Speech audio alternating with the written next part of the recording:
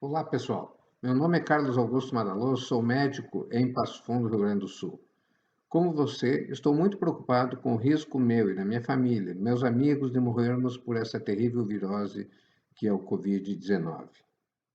Resolvi deixar o pânico de lado e me aprofundar com os dados que temos disponíveis em documentos da Organização Mundial da Saúde e dos serviços de estatística médica.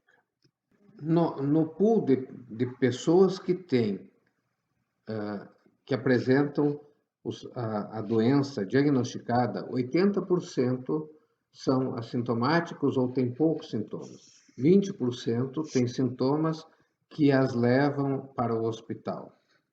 A grande preocupação é que, de todos esses pacientes, 2,5% é a expectativa de óbito que se tem. Esses 2,5% parece bastante, mas nós temos que entender o que de fato corresponde a esse percentual. Se nós formos ver na dinâmica dos pacientes, os pacientes sintomáticos que representam 20% que vão buscar um hospital, 40% deles vão precisar de uma CTI, metade desses pacientes precisarão respirador e 80%, infelizmente, dos pacientes que necessitarem do respirador evoluirão para o óbito. Se nós considerarmos que na Itália nós temos 60 milhões de habitantes, 15 mil óbitos foram confirmados pela doença, nós perceberemos que dos 15 mil óbitos em 60 milhões de habitantes, nós teremos em torno de 0,025% de mortalidade. Se nós olharmos na estatística mundial, nas mortes, nos casos de morte por Covid-19, isso é de 4 de abril deste ano, vejam que o número total de óbitos nessa data foi praticamente 60 mil pessoas, a Itália com cerca de 15 mil, a Espanha 11 mil, Estados Unidos já com 7 mil e o Brasil está aqui embaixo, 365 pessoas. Isso fez, por todas essas causas, fez com que nós parássemos hospitais, parássemos o Brasil. Nós estamos numa situação de pânico e que se justifica, porque é uma doença muito contagiosa.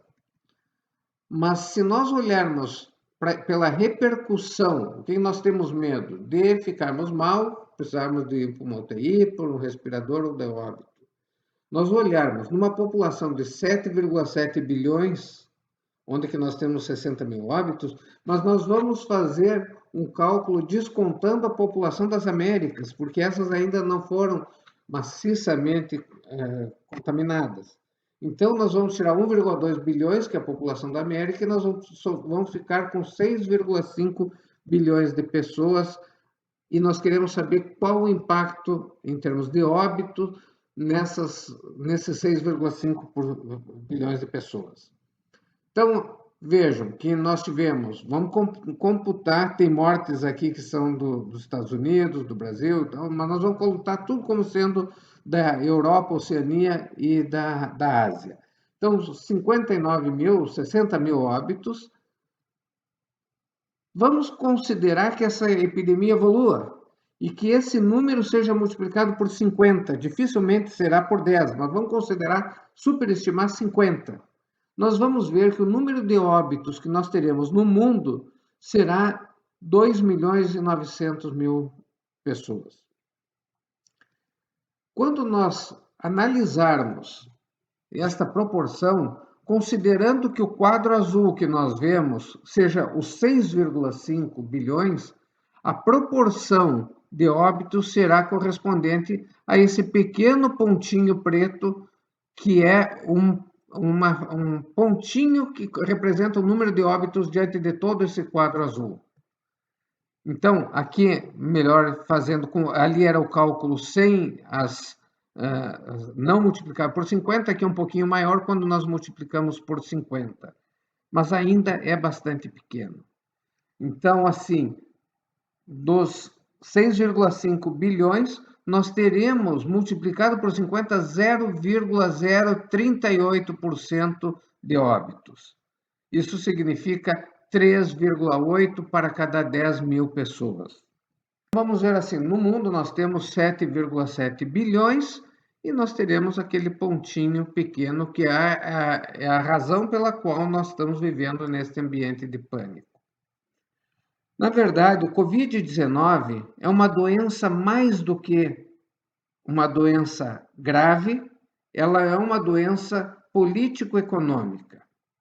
Ela está sendo utilizada no Brasil e no mundo com uma intenção de desestabilizar os países politicamente e economicamente. Temos observado esse pânico, todo mundo recluso nas suas casas, as pessoas com medo na rua, e isso está assassinando a nossa economia. No entanto, países com bons resultados não adotaram esse sistema, como Coreia, como a Suíça, como parcialmente a Alemanha, são países que tiveram uma atitude muito mais inteligente. Primeiro, eles isolaram os grupos de risco. Eles também isolaram os contaminados e fizeram isso mediante. Como é que eles vão saber quem está contaminado? Fizeram testes para saber os que estavam contaminados. Além disso, eles reintegraram ao grupo total das pessoas sadias aqueles que estavam curados, cujos testes mostravam que eles não contaminavam mais. As crianças que ficaram com os pais retornaram às aulas e as que ficaram com avós ou com pessoas de grupo de risco não retornaram às aulas e ficaram em isolamento com os seus tutores. Ainda que os profissionais da saúde não adoeceram ao mesmo tempo, ou seja, esses países com bons resultados são aqueles que escalonaram os profissionais de saúde, que à medida que eles iam se recuperando, outros iam entrando e assumindo. Eles adoeciam e saíam de cena, entravam outros que não estavam doentes, e quando esses ficavam doentes, os recuperados já podiam voltar a trabalhar. Se for todo mundo junto, nós precisaremos desses profissionais e nós colocaremos eles a contaminar os doentes. Por fim, os países com bons resultados fizeram o que com as pessoas sadias e as que se recuperaram da doença e que não estavam mais contagiando? Colocaram para trabalhar e conduzir a economia do país. Nós temos que lembrar que, passada a epidemia, se quebrar a economia, por falta de recursos, as pessoas padecerão de fome e de doenças que continuarão existindo como existiu anteriormente e os nossos recursos já eram insuficientes para a demanda. Imagina se nós perdemos esses recursos. Nós teremos muito mais óbitos, muito mais mortalidade por doenças passíveis de controle, mas que sem recursos nós teremos que nos render a elas.